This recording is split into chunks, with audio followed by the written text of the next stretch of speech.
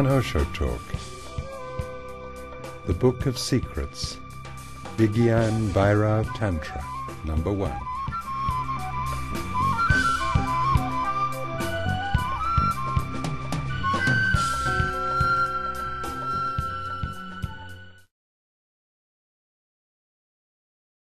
Devi asks, O Shiva, what is your reality? What is this wonder-filled universe? What constitutes seed? Who centers the universal wheel? What is this life beyond form pervading forms? How may we enter it fully, above space and time, names and descriptions? Let my doubts be cleared.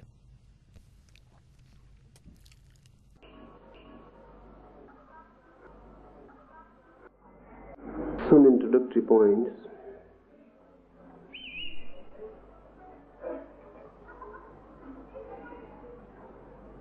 First, the world of Vigyan Bhairav Tantra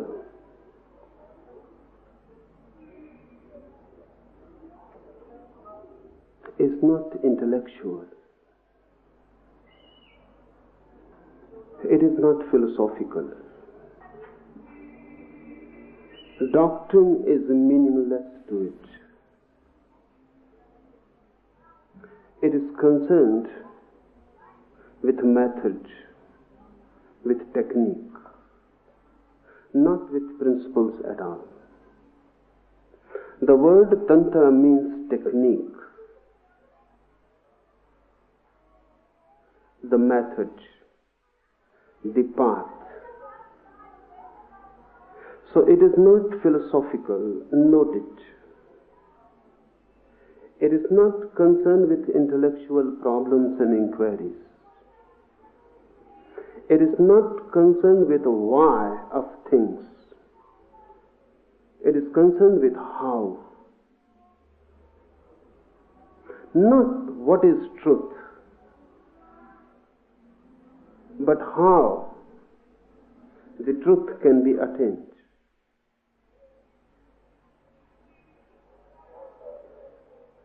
Tantra means technique. So this treatise is a scientific one. Science is not concerned with why.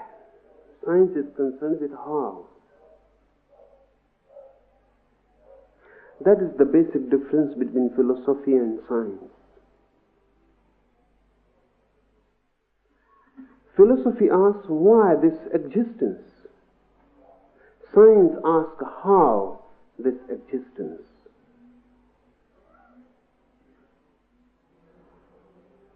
The moment you ask the question how, method, technique becomes important. Theories become meaningless. Experience becomes the center. Tantra is science.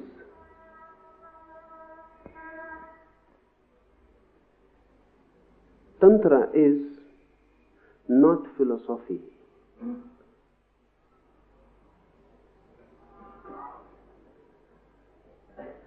To understand philosophy is easy because only your intellect is required. If you can understand language, if you can understand concepts, you can understand philosophy. You need not change. You require no transformation. As you are, you can understand philosophy, but not Tantra. You will need a change, or rather a mutation. Unless you are different, Tantra cannot be understood. Because Tantra is not an intellectual proposition. It is an experience.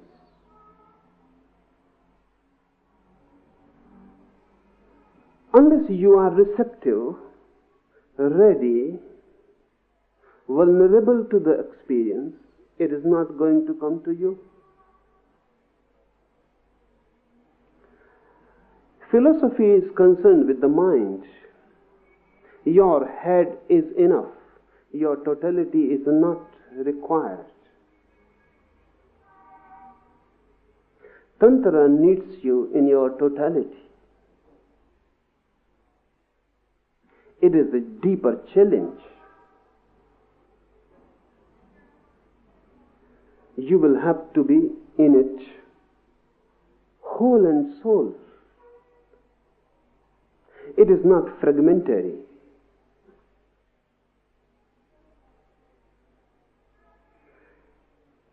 A different approach, a different attitude, a different mind to receive it is required.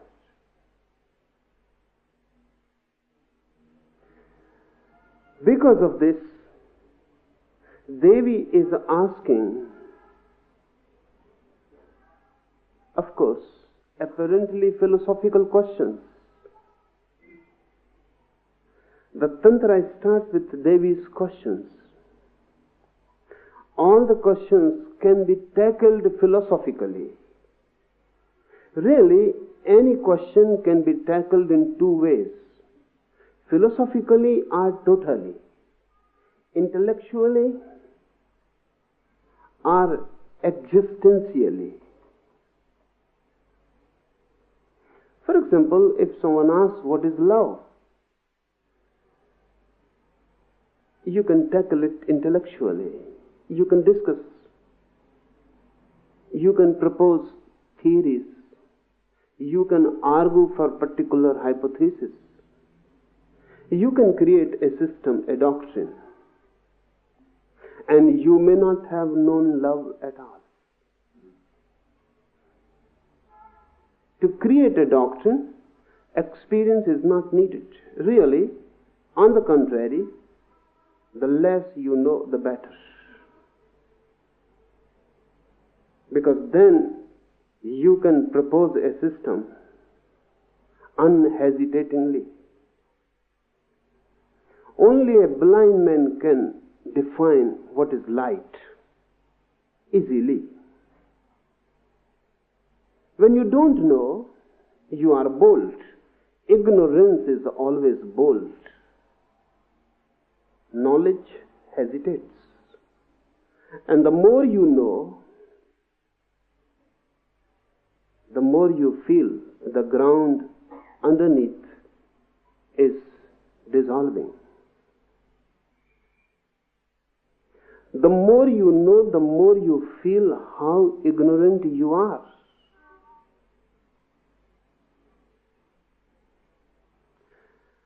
And those who are really wise, they become ignorant.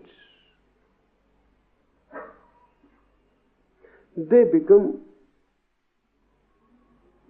as simple as children, or as simple as idiots.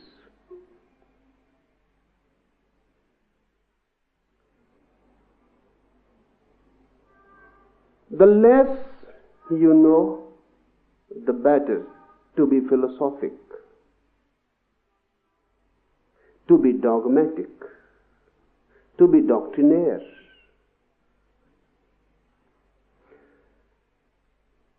This is easy. To tackle a problem intellectually is very easy. But to tackle a problem existentially, not just to think about it, but to live it through, to go through it, to allow yourself to be transformed through it. That is, to know love, one will have to be in love. That is dangerous. Because you will not remain the same. The experience is going to change you.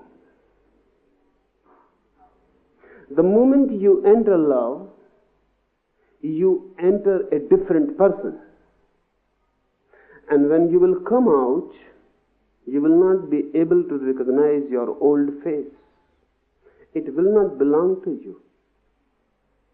A discontinuity has happened. Now there is a gap. The old man is dead, and the new man has come.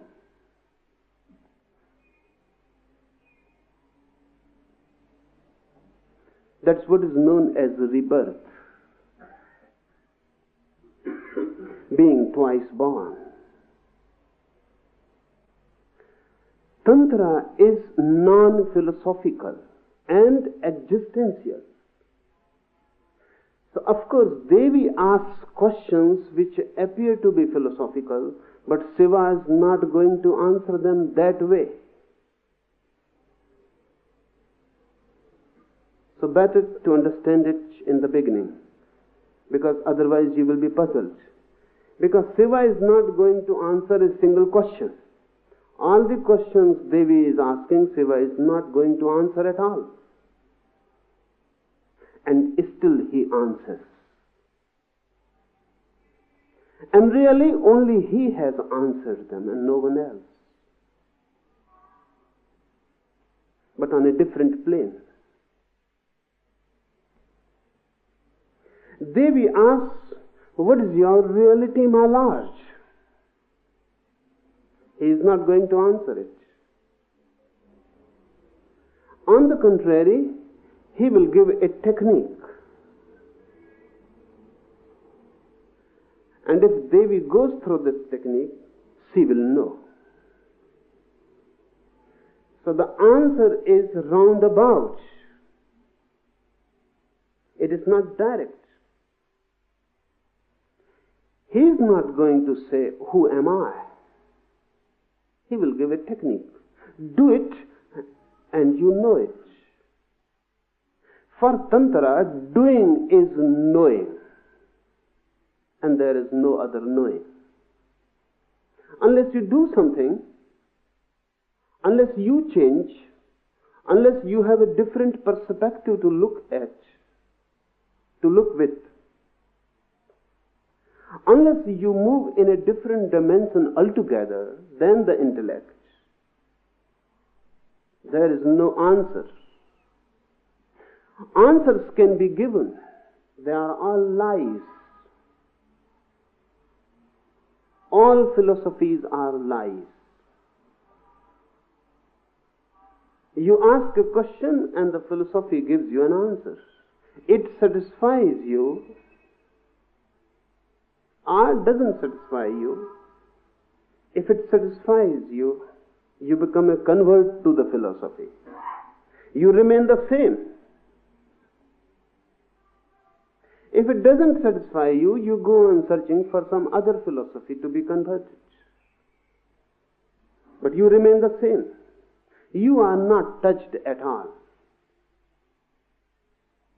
You are not changed. So whether you are a Hindu or a Mohammedan or a Christian or a Jain, it makes no difference. The real person behind the facade of a Hindu or a Mohammedan or a Christian is the same. Only words differ, or clothes. The man who is going to the church and to the temple and to the mosque is the same man. Only faces differ. And they are faces false, masks. Behind the mask you will find the same man. The same anger, the same aggression, the same violence, the same greed, the same lust. Everything the same. Is Mohammedan sexuality different from Hindu sexuality? Is a Christian violence different from a Hindu violence? It is the same. The reality remains the same, only clothes differ. Tantra is not concerned with your clothes. Tantra is concerned with you. If you ask a question, it shows where you are. It shows also that wherever you are, you cannot see. That's why the question. A blind man asks, what is light? Philosophy will start answering, what is light? Tantra will know only this, that if a man is asking what is light, it shows simply only this, that he is blind. Tantra will start operating on the man, changing the man so that he can see. Tantra will not say what is light. Tantra will say how to attain insight, how to attain seeing, how to attain vision. When the vision is there, the answer will be there. Tantra will not give you the answer. Tantra will give you the technique, how to attain the answer. Now, this answer is not going to be intellectual. If you say something about light to a blind man, this is intellectual. If the blind man himself becomes capable of seeing, this is existential. This is what I mean, Tantra is existential. So Shiva is not going to answer Devi's questions. Still, he will answer. The first thing. The second thing,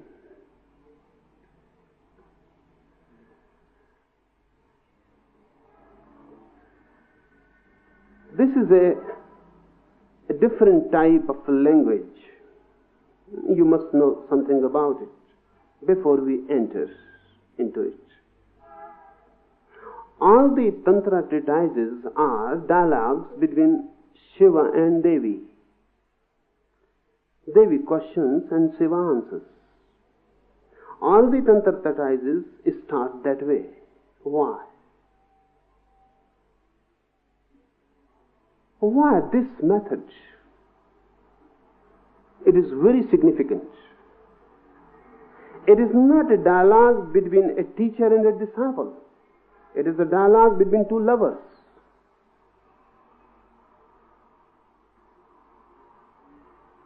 And Tantra signifies through it a very meaningful thing.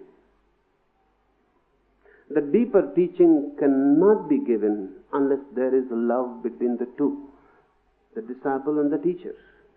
The disciple and teacher must become deeply lovers.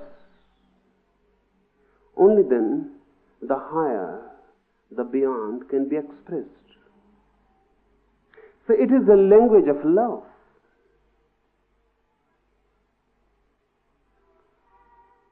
The disciple must be in an attitude of love. Not only this, because friends can be lovers. But Tantra says a disciple means a receptivity.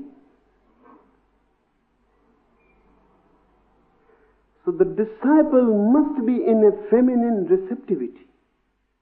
Only then. You need not be a woman to be a disciple, but you need to be in a feminine attitude of receptivity.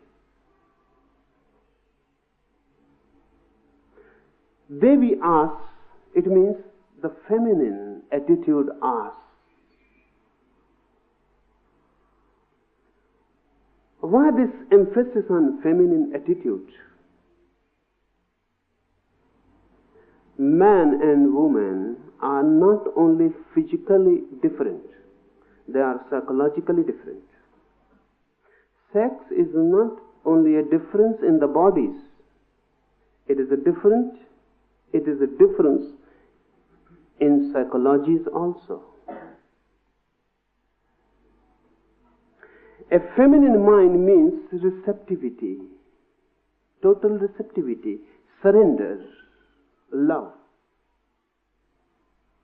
A disciple needs a feminine psychology. Otherwise, he will not be able to learn. You can ask, but if you are not open, then you cannot be answered. You can ask a question and still remaining closed. Then the answer cannot penetrate you. Your doors are closed. You are dead. You are not open. A feminine receptivity means a womb-like receptivity in the inner depth, so you can receive. And not only that, much more is implied. A woman is not only receiving something, the moment she receives it, it becomes a part of her body. A child is received, a woman conceives. The moment there is conception, the child has become part of the feminine body. It is not alien. It is not foreign. It has been absorbed. Now the child will live not as something added to the mother, but just a part, just as the mother. And the child is not only received, the feminine body becomes creative. The child begins to grow. A disciple means a womb-like receptivity. Whatsoever is received is not to be gathered as a dead knowledge. It must grow in you. It must become blood and bones in you. It must be a part now. It must grow.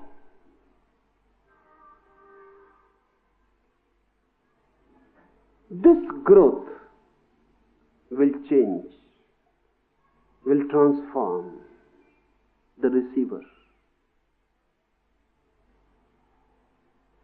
That's why Tantra uses this device. Every treatise starts with Devi asking a question and Shiva replying it. Devi is Shiva's consort, his feminine part. One thing more. Now, modern psychology, depth psychology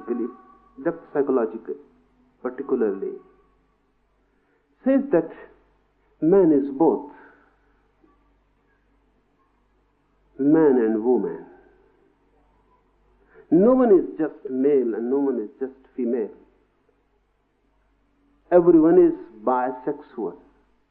Both sexes are there. But this is a very recent research in the West. But for Tantra, this has been one of the most basic conceptions for thousands of years.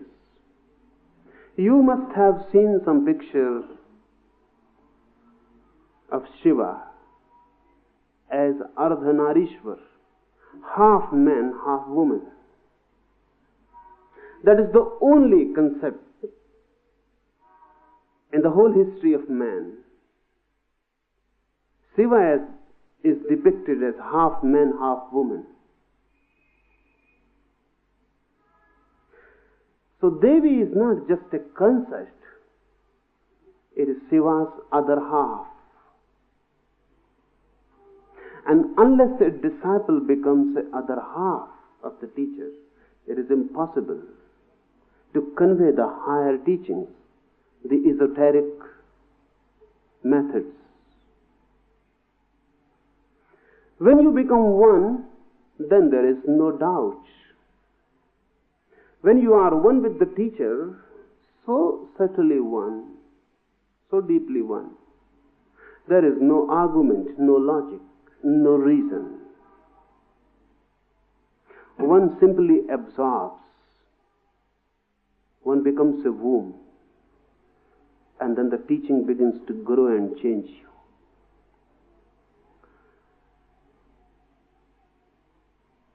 That's why Tantra is written in love language. Something must be understood about love language also. There are two types of languages: logic language and love language. There are basic differences between the two.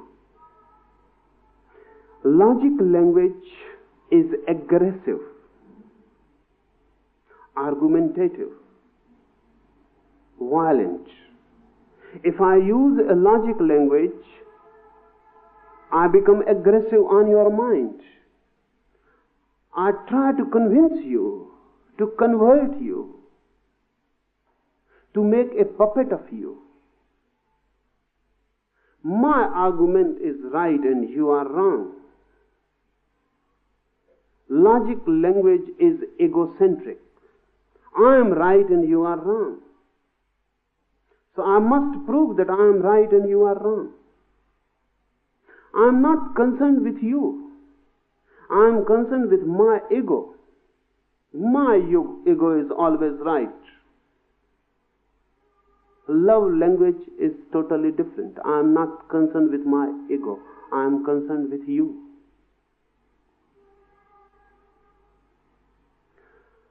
I am not concerned to prove something to strengthen my ego. I am concerned to help you. It is a compassion to help you to grow, to help you to transform, to help you to be reborn. Secondly, logic will always be intellectual. Concepts, principles will be significant. Arguments will be significant. With love language, what is said is not so significant. Rather, the way it is said.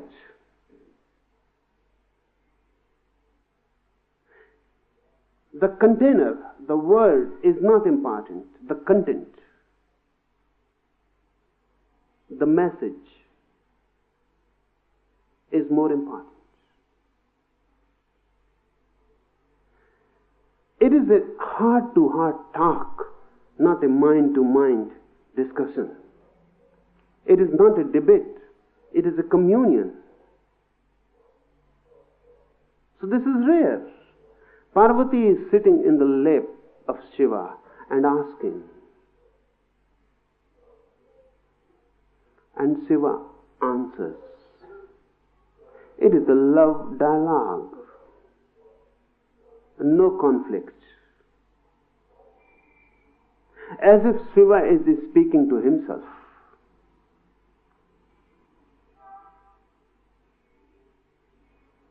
Why this emphasis on love? Love language. Because if you are in love with your teacher, then the whole gestalt changes. It becomes different. Then you are not hearing his words. Then you are drinking him. Then words are irrelevant. Really, the silence between the words becomes more significant. What he is saying may be meaningful, may not be meaningful, but his eyes, his gestures, his compassion, his love.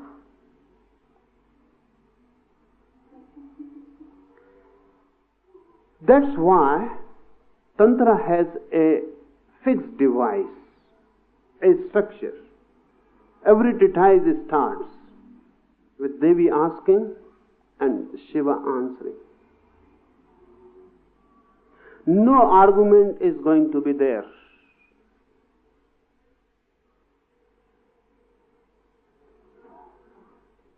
no wastage of words. Very simple statements of fact. Telegraphic messages.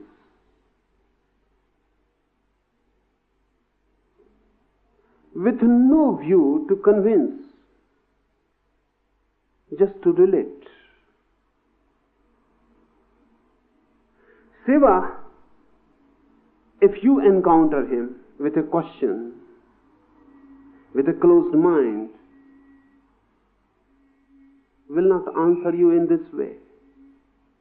Because first your clothing has to be broken. Then he will have to be aggressive. Then your prejudices, then your preconceptions, they have to be destroyed. Unless you are cleared completely of your past, nothing can be given to you. But this is not so. With his consort Devi, there is no past. Remember, when you are deep in love, your mind ceases to be. There is no past. Only the present moment becomes everything. When you are in love, the present is the only time. The now is all. No past, no future.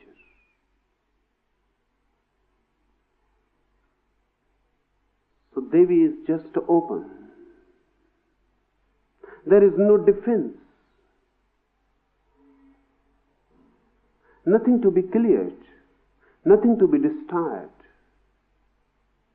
The ground is ready. Only a seed has to be dropped.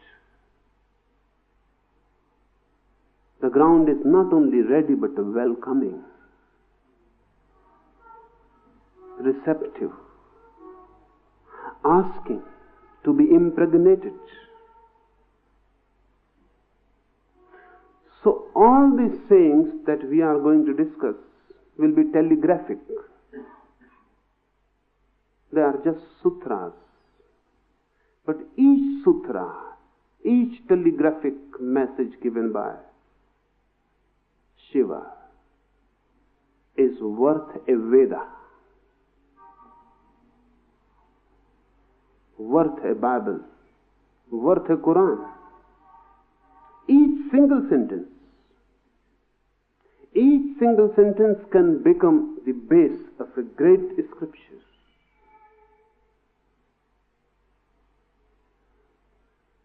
Because scriptures are logical. You have to propose, defend, argue. There is no argument. Simple statements of love. Thirdly,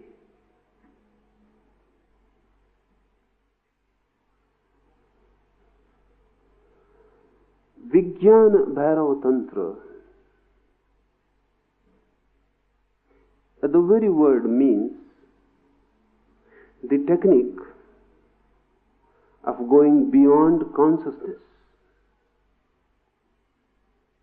Vigyan means consciousness. Bhairav means the state which is beyond consciousness. And Tantra means the method. The method of going beyond consciousness. This is the supreme doctrine, without any doctrine.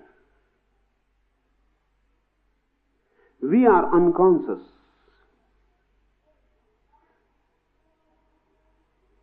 So all the religious teachings are concerned how to go beyond unconsciousness, how to be conscious. For example, Krishnamurti, Zen, they are all concerned how to create more consciousness. Because we are unconscious. So how to be more aware, alert? From unconsciousness, how to move towards consciousness. But Tantra says that this is a duality, unconscious and conscious. If you move from unconscious to consciousness, you are moving from one duality to another. Move beyond both. Unless you move beyond both, you can never reach the ultimate. So neither be unconscious nor be conscious. Just go beyond. Just be. Neither be conscious nor be unconscious. Just be.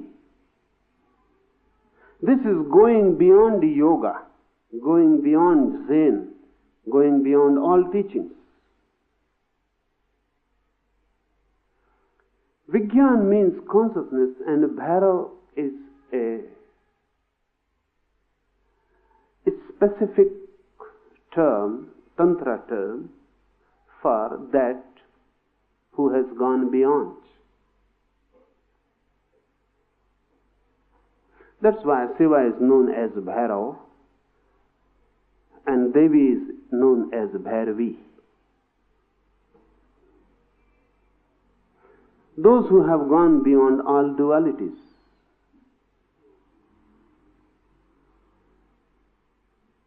In our experience, only love can give us a glimpse. That's why love becomes the very basic device to impart Tantra wisdom. In our experience, only love is something we can say which goes beyond duality. When two persons are in love,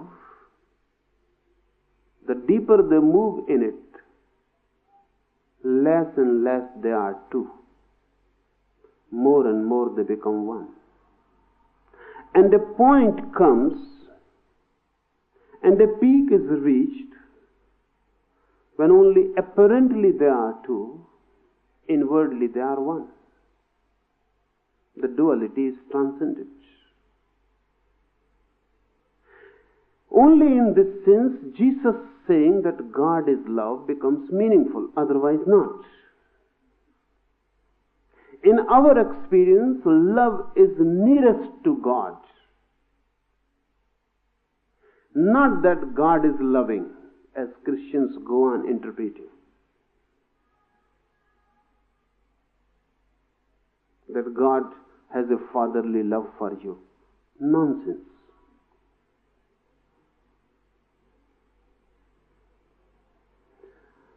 God is love is a Tantra statement. It means love is the only reality in our experience which approximately reaches nearest to God, to the divine. Why? Because in love, oneness is felt.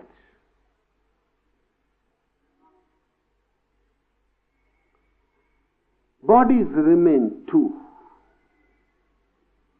and something beyond the bodies merges and becomes one. That's why so much hankering after sex. The real hankering is after oneness, but that oneness is not sexual. In sex, only two bodies have a deceptive feeling of becoming one. They are not one. They are only joined together.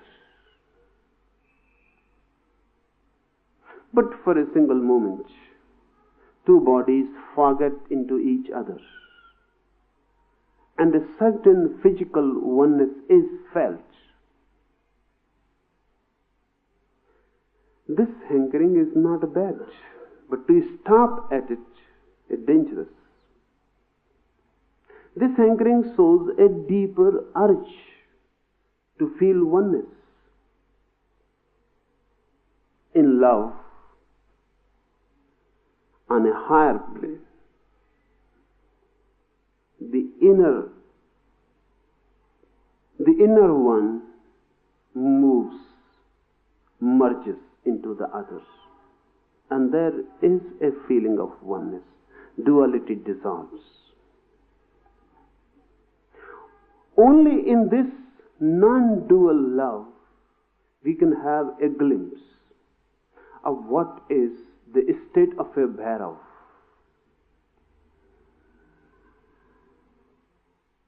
We may say that the state of Bhairav is absolute love. No coming back. From the peak of love, no falling back. Remaining on the peak. We have made Shiva's abode on Kailas. That is simply symbolic. The highest peak. The holiest peak. We have made it Shiva's abode.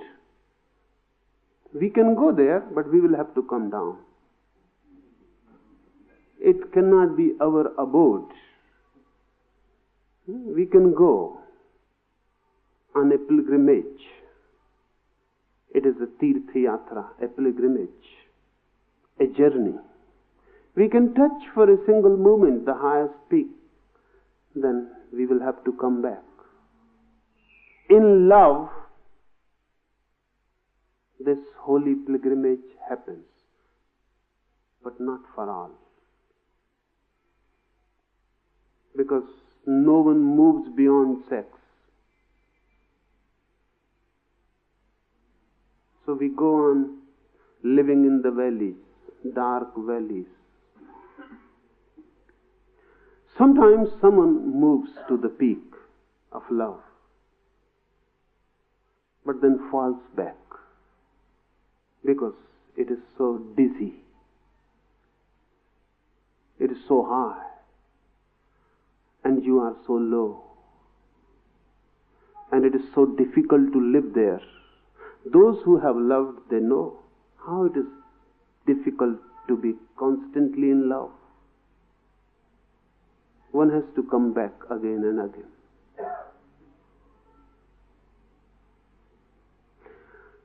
It is Shiva's abode. He lives there. It is his home. A Bhairav lives in love. That's his abode.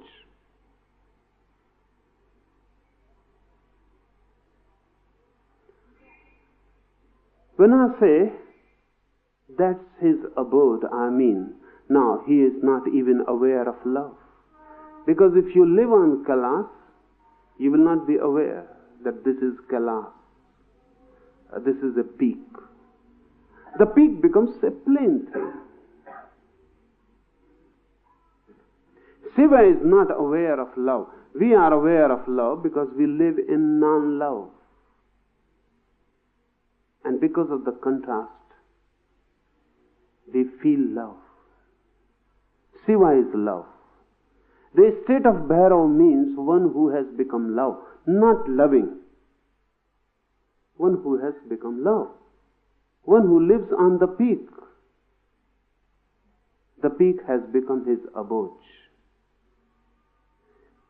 How to make this highest peak possible, beyond duality, beyond unconsciousness, beyond consciousness, beyond the body and beyond the soul, beyond the world and beyond the so-called moksha.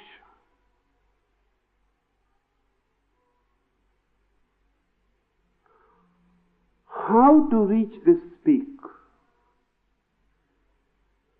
The technique is Tantra.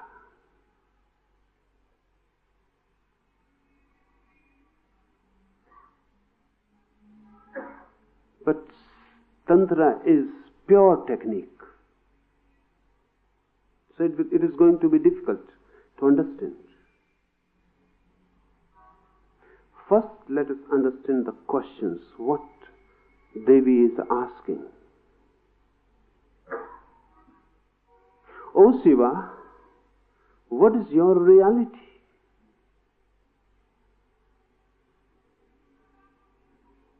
Why this question?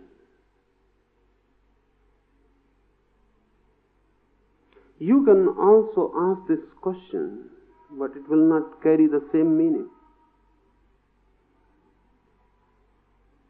So try to understand it. Why Devi asks, what is your reality? Devi is in deep love. When you are in deep love, for the first time, you encounter the inner reality. Then Shiva is not the form. Then Shiva is not the body. When you are in love, the body of the beloved falls, disappears. The form is no more, and the formless is revealed. You are facing an abyss. That's why we are so afraid of love. We can face a body. We can face a face. We can face a form. We are afraid of facing an abyss. If you love someone, if you really love, his body is bound to disappear. In some moments of climax, of peak, the form will dissolve. And through the beloved, you will enter the formless. That's why we are afraid. It is falling into a bottomless abyss. So this question is not just a simple curiosity. O Shiva, what is your reality? Devi must have fallen in love with the form. Things start that way. She must have loved this man as man, and now when the love has come of age, when the love has flowered, this man has disappeared. He has become formless. Now he is to be found nowhere. O Shiva, what is your reality? It is a question asked in a very intense love moment. And questions become different with the mind in which they are asked, the moment they are raised.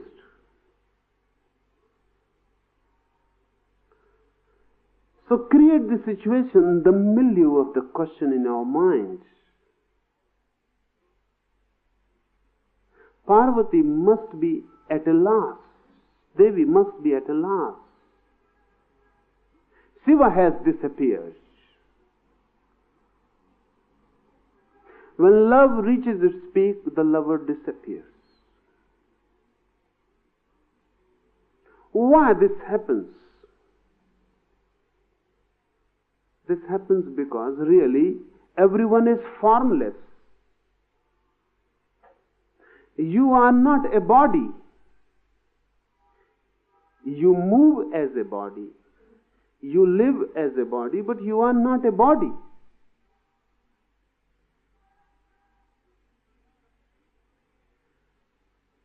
When we see someone from the outside, he is a body. Love penetrates within. Then we are not seeing the person from the outside. Love can see the person as the person can see himself from within. Then the form disappears.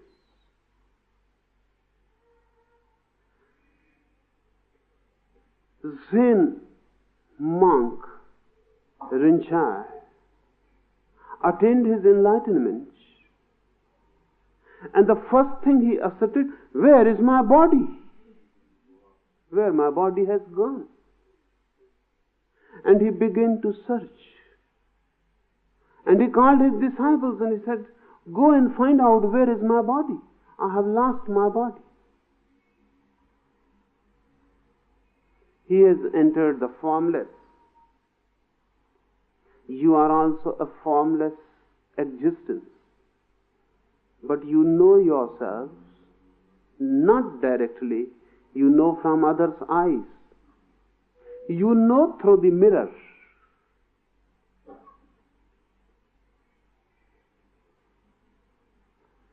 Sometimes, looking at the mirror, close your eyes and then think, meditate. If there was no mirror, how could you have known your face? If there was no mirror, there would have been no face. You don't have face, mirrors give you faces.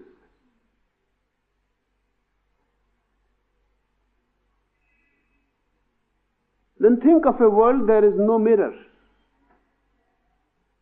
You are alone. No mirror at all. Not even others' eyes working as mirrors. You are alone on a lonely island. No, nothing can mirror you. Then will you have any face? Or will you have any body? You cannot have. You are not having it at all. Because we know ourselves through others, and the others can know only the outer form. That's why we become identified with it.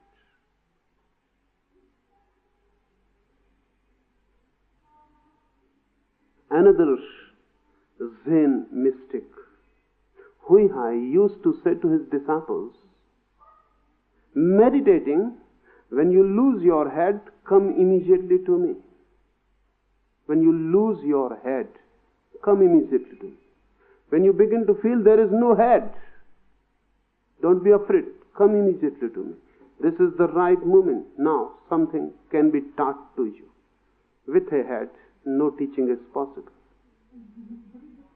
The head always comes in between.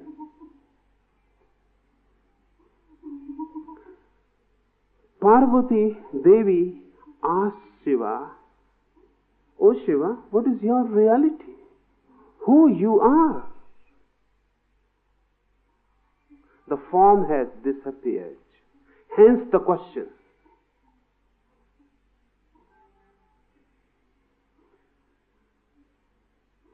In love, you enter the other as himself. It is not you entering. You become one, and for the first time, you know an abyss, just a formless presence. That's why, for centuries together, centuries and centuries, we were not making any sculpture, any picture of Shiva.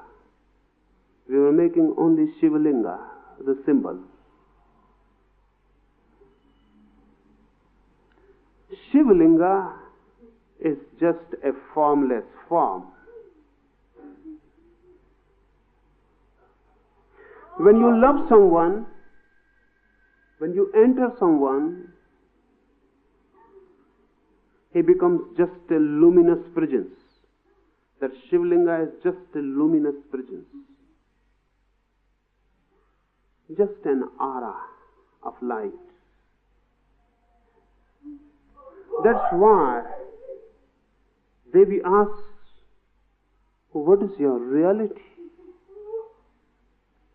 What is this wonder-filled universe? We know the universe, but we never know it as wonder-filled. Children know. Lovers know. Sometimes poets and madmen. We don't know that the world is wonder-filled. Everything is just repetitive, no wonders, no poetry, just flat prose.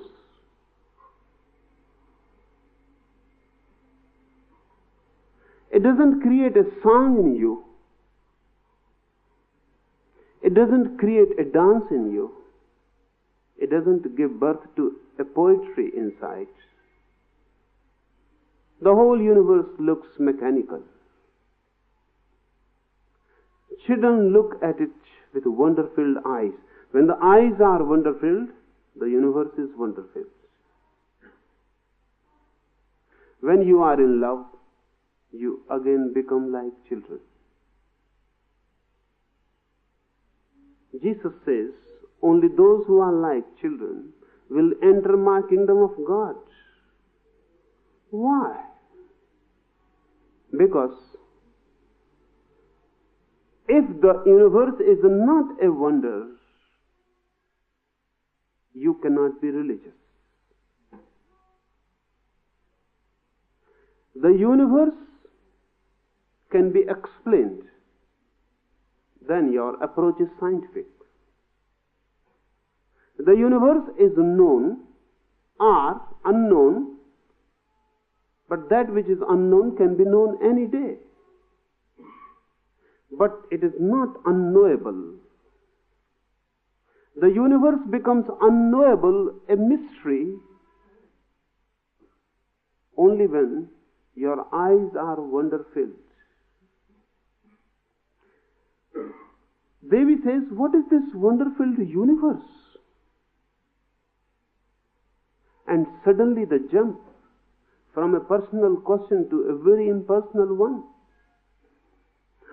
She was asking, what is your reality? And then suddenly, what is this wonder-filled universe? When form disappears, your beloved becomes the universe, the formless, the infinite. Suddenly, Devi becomes aware. She is not asking a question about Shiva. She is asking a question about the whole universe. Now the Shiva has become the whole universe. Now all the stars are moving in him. And the whole firmament and the whole space is surrounded by him. Now he is the great engulfing factor, the great encompassing. Jasper has defined God as the great encompassing. When you enter in love, in a deep, intimate world of love, the person disappears, the form disappears, and the lover becomes just a door to the universe. Your curiosity can be a scientific one. Then you have to approach through logic. Then you must not think of the formless. Then beware of formless. Then remain content with the form. So science is always concerned with the form. If anything formless is proposed to a scientific mind, he will cut it into forms. Unless it takes a form, it is meaningless. First give it a form, a definite form, only then the inquiry starts. In love, if there is form, then there is no entry. Dissolve the form. When things become formless, dizzy, without boundaries, everything entering another, the whole universe becomes oneness. Then only it is a wonder-filled universe. What constitutes seed? Then she goes on. From the universe, she asks, what constitutes this seed? This formless, this wonderful universe. From where it comes? From where it originates? Or it originates not? What is the seed? Who centers the universal wheel? This wheel goes on moving and moving, this great change, this constant flux. But who centers this wheel? Where is the axis? The center, the unmoving center.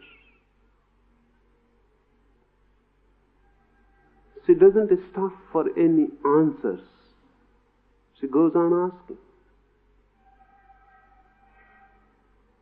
As if she is not asking anyone, talking to herself. What is this life beyond form, pervading forms?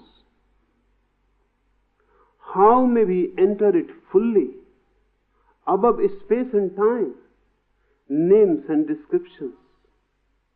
Let my doubts be cleared. The emphasis is not on questions, but on doubts. Let my doubts be cleared. This is very significant. If you are asking an intellectual question, you are asking for a definite answer, so that your problem is solved. But Devi says, let my doubts be cleared. She is not really asking about answers, she is asking for a transformation of her mind. Because a doubting mind will remain a doubting mind, whatsoever answers are given. Note it. A doubting mind will remain a doubting mind. Answers are irrelevant. If I give you one answer and you have a doubting mind, you will doubt it. If I give you another answer, you will doubt that also. You have a doubting mind. Doubting mind means it will put a question mark to anything. So answers are useless. You ask me who created the world, and I say you A created the world, then you are bound to ask who created A.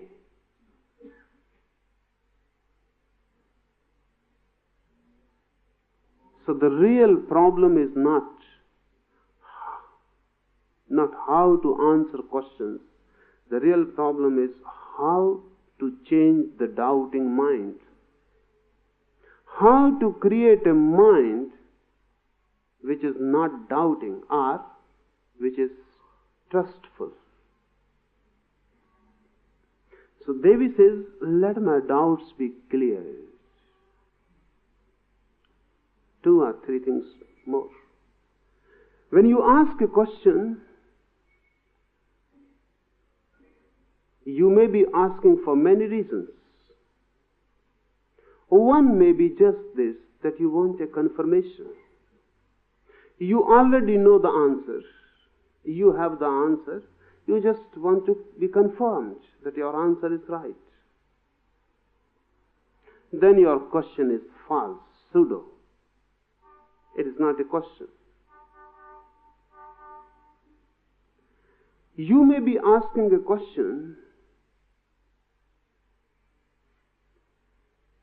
not because that you are ready to change yourself, but only just as a curiosity. The mind goes on questioning.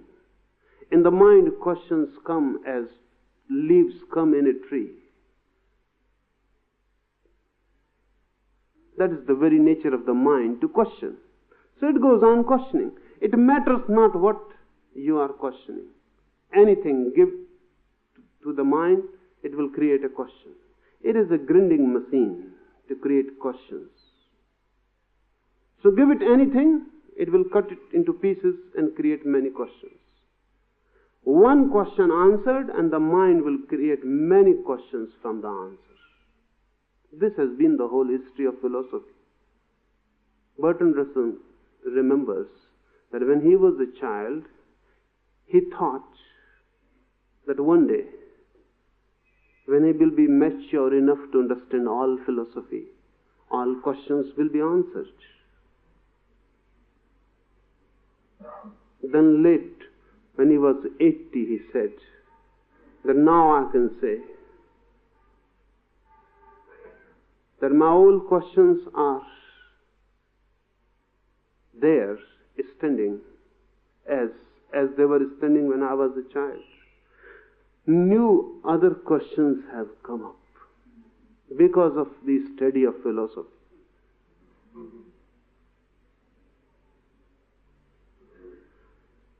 So he said, when I was young, I used to say philosophy is an inquiry for ultimate answers. Now I cannot say this. It is an inquiry for endless questions. So one question creates one answer and many questions.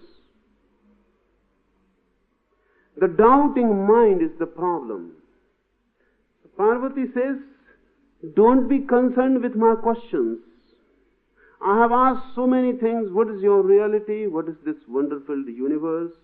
What constitutes seed? Who centers the universal wheel? What is life beyond forms?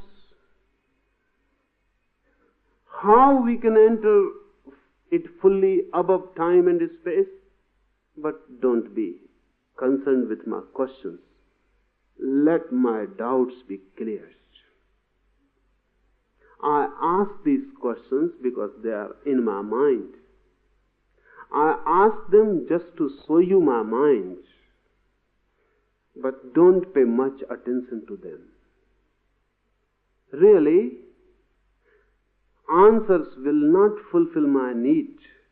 My need is, let my doubts be cleared. But how the doubts can be cleared? Will any answer do? Is there any answer which will clear your doubts? Mind is the doubt. It is not that the mind doubts.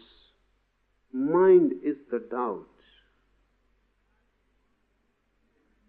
Unless the mind dissolves, doubts cannot be cleared.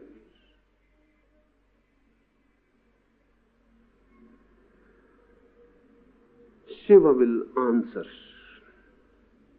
His answers are techniques. The oldest, the most ancient techniques. But you can call them latest also. Because nothing can be added to them. They are complete. 112 techniques. They have taken all the possibilities, all the ways of killing the mind, transcending the mind. Not a single method could be added to Shiva's 112 methods. And this book, Vigyan, Bhairav Tantra, is 5,000 years old.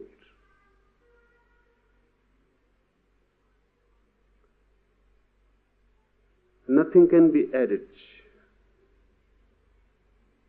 There is no possibility to add anything. It is exhaustive, complete.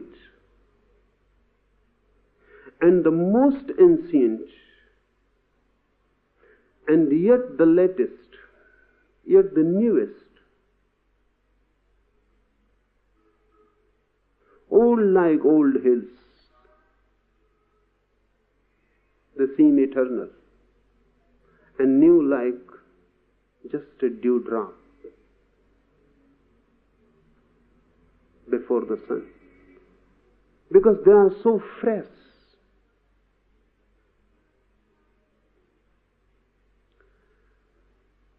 These 112 methods of meditation constitute the whole science of transforming mind. We will enter one by one. We will try to comprehend first intellectually. But use your intellect only as an instrument, not as a master.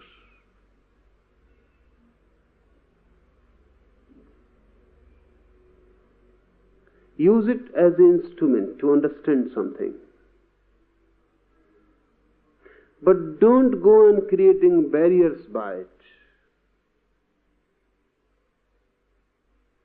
When we will be talking these techniques, just put aside your past knowledge, your knowing, whatsoever informations you have collected, put them aside.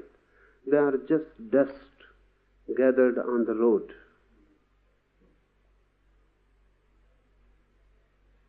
Encounter these methods with a fresh mind,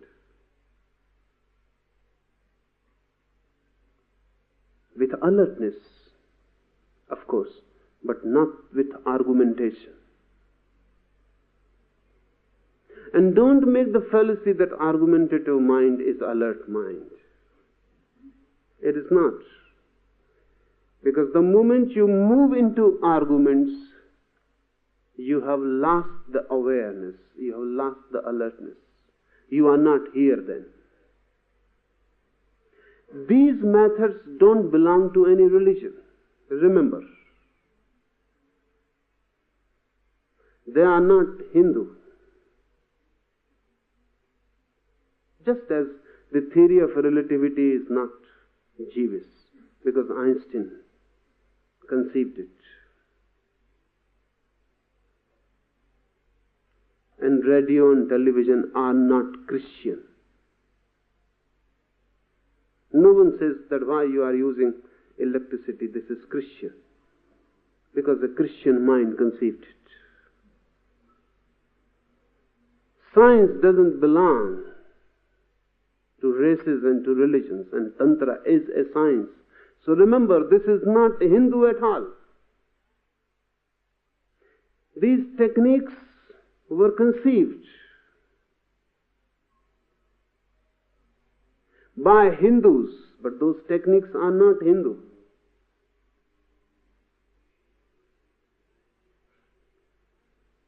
That's why this technique will not mention any religious ritual. No temple is needed. You are quite a temple yourself. You are the lab. The whole experiment is to go on within you.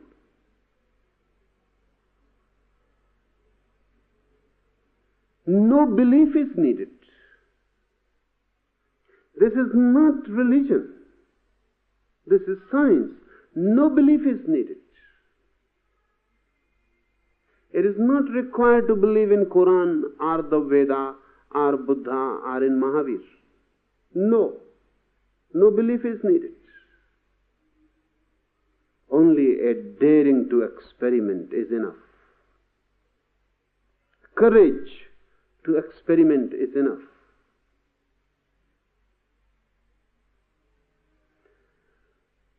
That's why the beauty a Mohammedan can practice, and he will reach to the deeper meanings of Quran. A Hindu can practice, and he will for the first time know what Veda is. And a Zen can practice, and a Buddhist can practice. They need not leave their religions. Tantra will fulfill them wherever they are. Tantra will be helpful whatsoever their chosen paths.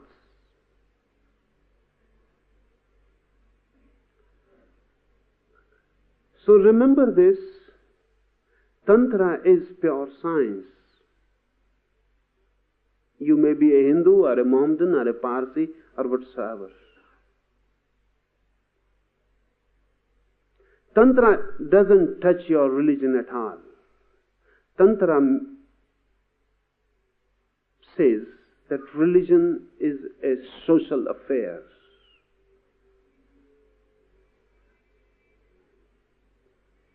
So belong to any religion, it is irrelevant. But you can transform yourself. And that transformation needs a scientific methodology. When you are ill, you have fallen ill, or you have caught tuberculosis, or anything, then whether you are a Hindu or a Mohammedan, it makes no difference. The tuberculosis remains indifferent to your Hinduism, to your Mohammedanism, to your beliefs, political, social, or religious. Tuberculosis has to be treated scientifically. There is no Hindu tuberculosis, no Mohammedan tuberculosis. You are ignorant, you are in conflict, you are asleep. This is a disease, a spiritual disease. This disease has to be treated by the Tantra. You are irrelevant, your beliefs are irrelevant. This is just a coincidence that you are born somewhere and someone else is born somewhere else. This is just a coincidence. Your religion is a coincidence. So don't cling to it.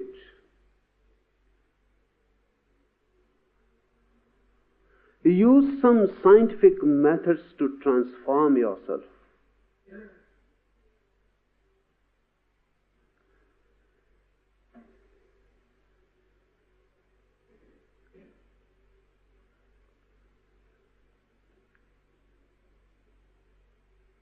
Tantra is not very well known.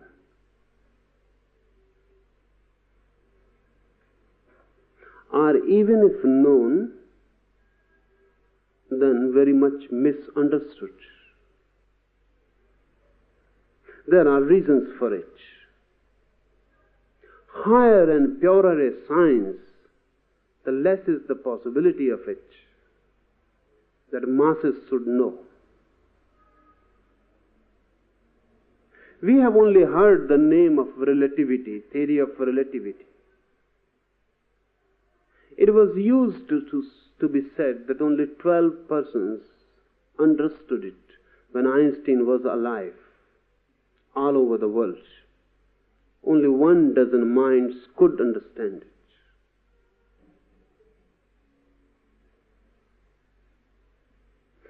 It was difficult even for Albert Einstein to make it understand to someone,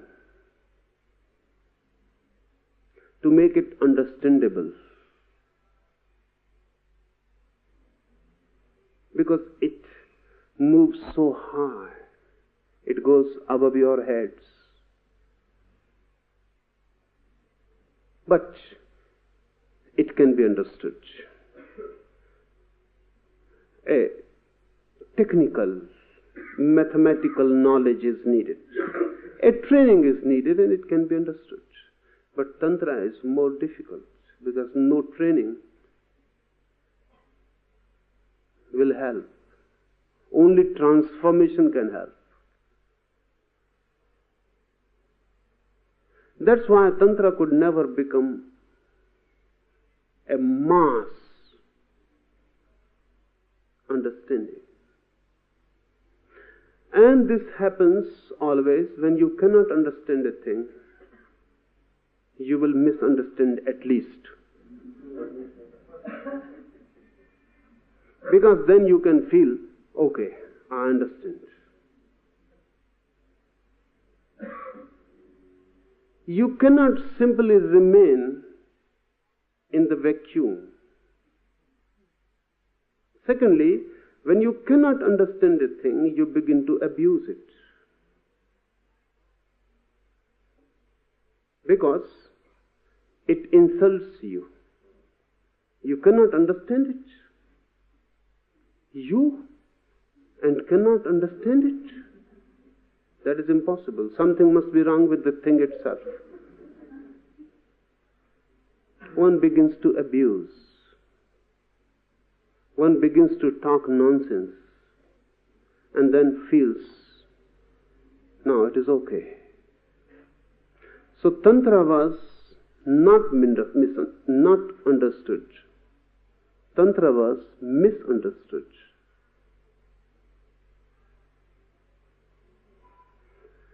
It was so deep and so high that this was natural.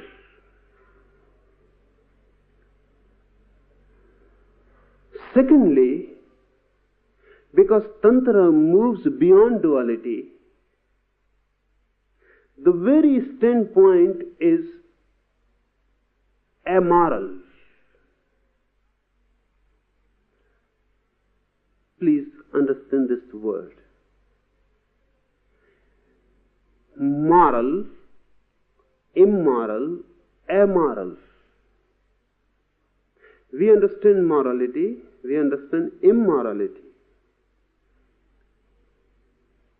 It becomes difficult if something is amoral beyond both. Tantra is amoral. Look at it in this way. A medicine is amoral. It is neither moral nor immoral. If you give it to a thief, it will help. If you give it to a saint, it will help. It will make no difference between a thief and a saint. The medicine cannot say, this is a thief, so I am going to kill him. And this is a saint, so I am going to help him. A medicine is a scientific thing. Your being a thief or being a saint is irrelevant.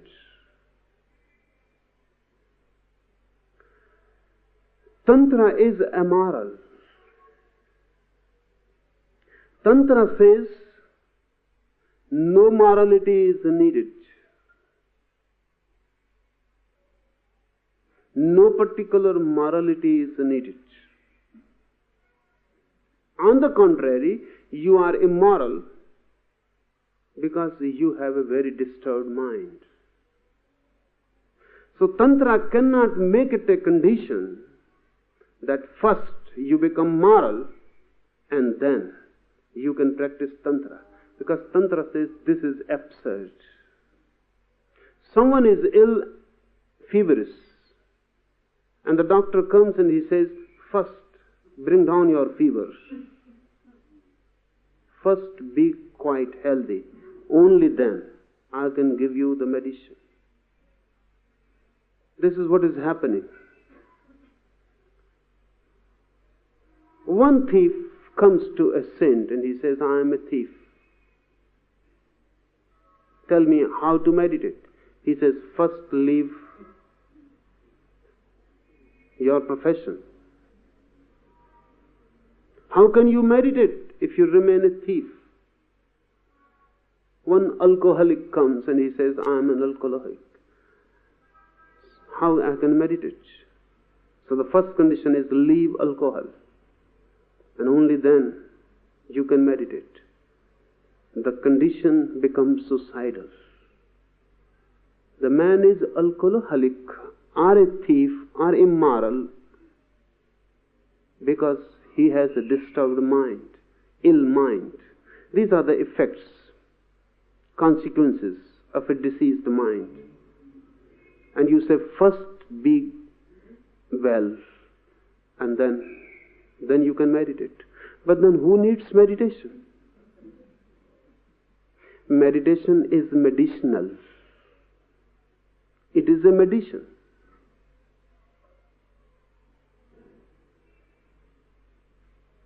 Tantra is amoral.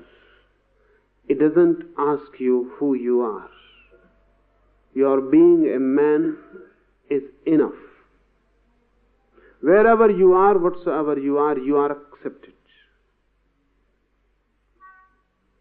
Choose a technique which fits you and put your all energy into it, and you will not be the same again. Real, authentic techniques always will be like that. If I make preconditions, so I have a pseudo technique. I say first do this and first do not do that, and then. And those are impossible conditions. Because a thief can change his objects, but he cannot become a no thief.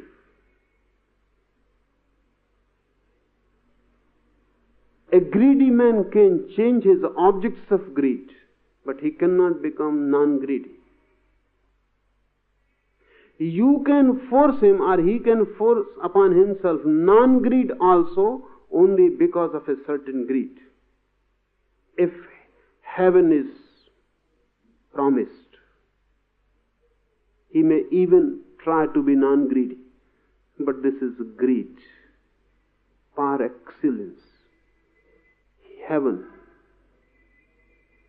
moksha, Satchidananda, they become the objects of his greed. Tantra says you cannot change man unless you give him authentic techniques to change. Just by preaching, nothing is changed. And you can see all over the world. Whatsoever Tantra says is written all over the world. So much preaching, so much moralizing, so many priests, preachers, the whole world filled with them. And so ugly. And everything immoral. Why this is happening? The same will be the case if you give your hospitals to preachers. They will go there and they will start preaching, and they will make every ill man guilty that you are guilty. You have created this disease. Now change this disease. If preachers are given hospitals, what will be the condition of hospitals? The same is the condition of the whole world. Preachers go on preaching. They go on telling people, don't be angry, without giving any technique. And we have heard this teaching for so long that we never raise even a question that what are you telling me? I am angry and you simply say don't be angry. How this is possible? When I am angry, it means I am anger. And you tell me just don't be angry. So only I can suppress myself. That will create more anger. That will create guilt. Because if I try to change and cannot change myself, that creates inferiority. That gives me a feeling of guilt that only I am incapable. I cannot win my anger. No one can win. You need certain weapons. You need certain techniques. Because your anger is just an indication of a disturbed mind. Change the disturbed mind and the indication will change. Anger is just sowing what is within. Change the within and the without will change. So Tantra is not concerned with your so-called moralities. Really, to emphasize morality is mean. It is degrading. It is inhuman. When someone comes to me and I say, leave anger first, leave sex first, leave this and that, I am inhuman. What I am saying is impossible. And the impossibility will make that man feel inwardly mean. He will begin to feel inferior.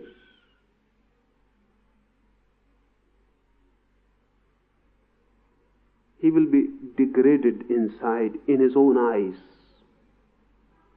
And if he tries the impossible, he is going to be a failure. And when he is a failure, he will be convinced that he is a sinner. The preachers have convinced the whole world that you are sinners. This is good for them, because unless you are convinced, their profession cannot continue. You must be sinners, only then churches, temples and mosques can continue to prosper.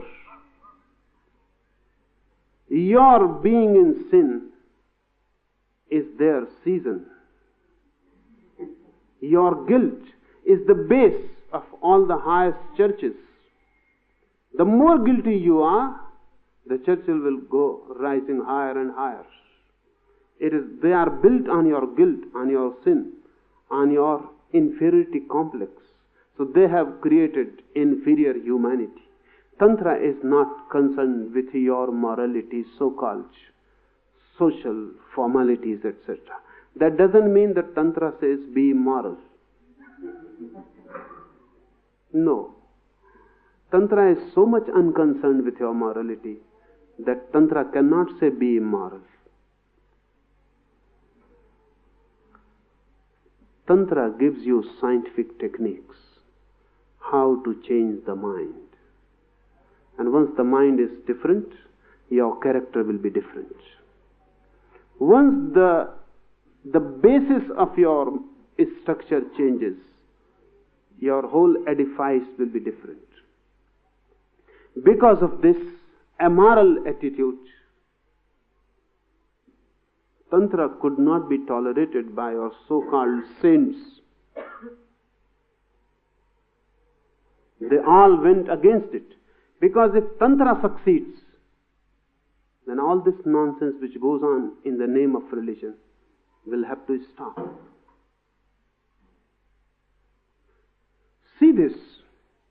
Christianity fought very much scientific progress. Why?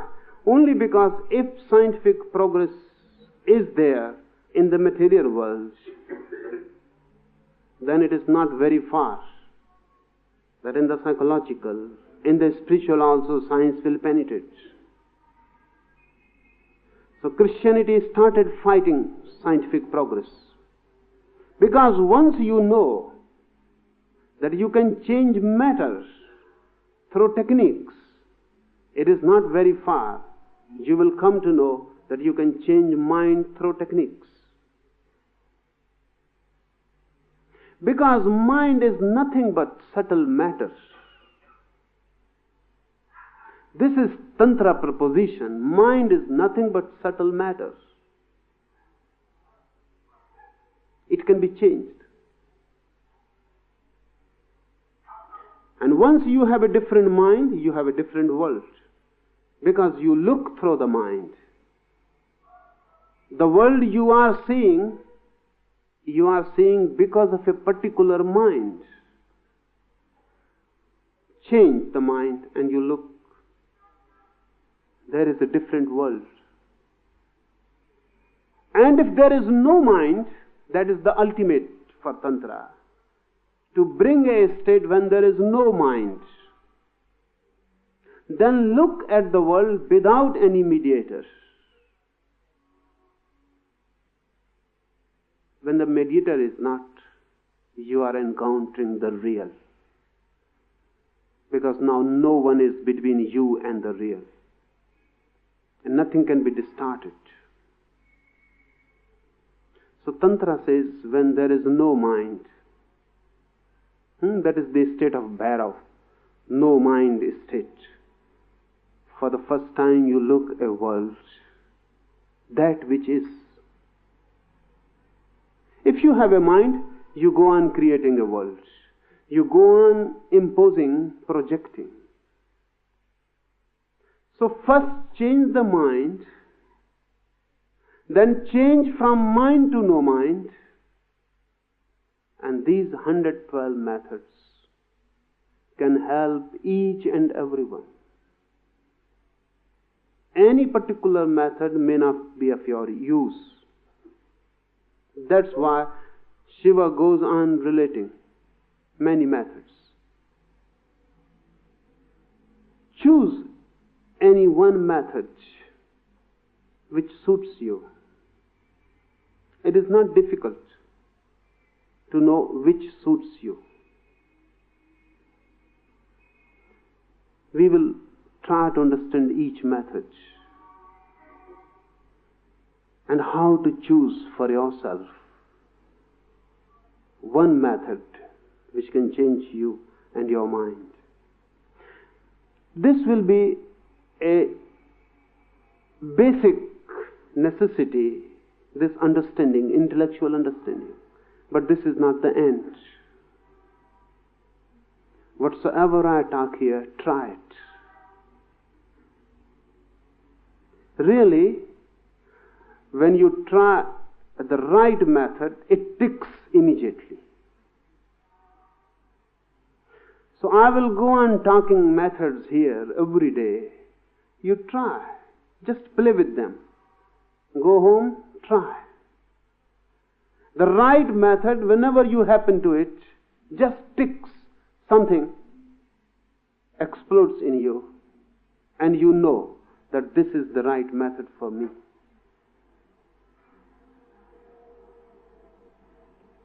But effort is needed.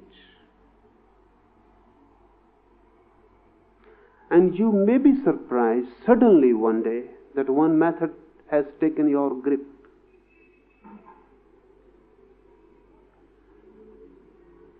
So while I will be talking here, parallel to it, go on playing with these methods. I say playing because don't be too much serious.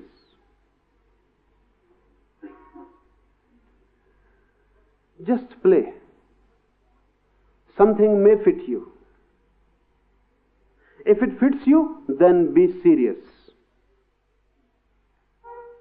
And then go deep in it, intensely, honestly, with your all energy, with all your mind. But before that, just play.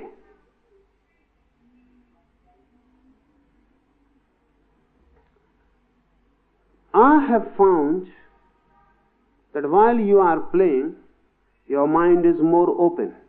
While you are serious, your mind is not so open, it is closed. So just play. Don't be too serious. Just play. And these methods are simple.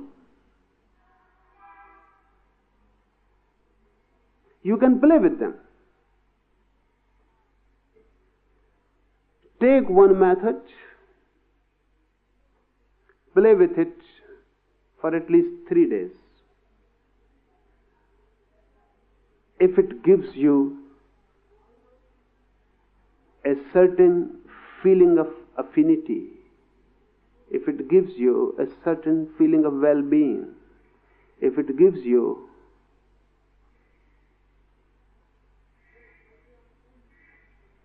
a certain feeling that this is for you,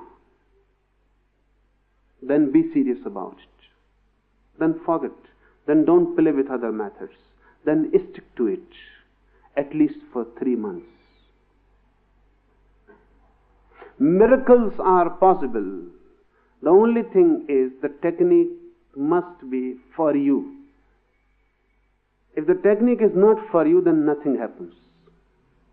And you may go on with it for lives together, nothing will happen. If the method is for you, then even 3 minutes are enough.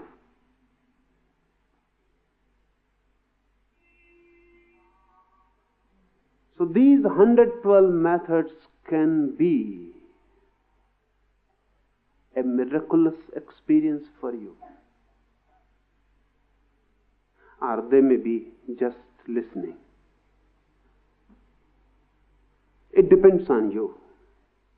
I will go on describing each method from as many angles as possible.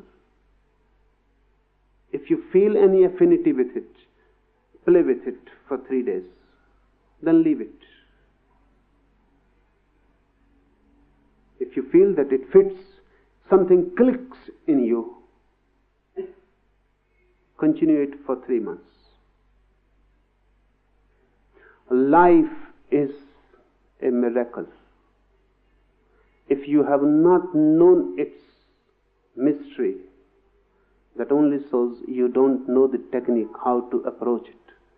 Shiva proposes 112 methods. These are all the methods possible. If nothing clicks and nothing gives you the feeling that this is for you, then there is no method for you left. Remember this. Then forget spirituality, be at ease. Then it is not for you. But these 112 methods are for the whole humanity, for all the ages that have passed and all the ages that has to come. For all time, there has never been a single man, and there will never be, who can say these 112 methods are all useless for me. Impossible. This is impossible. Every type of mind has been taken, accounted. Every type of possible mind has been given a technique in it. There are many techniques for which no man exists yet. They are for future. There are many techniques no man exists now. They are for the past. But don't be afraid. There are many methods which are for you. So we will start this journey from tomorrow.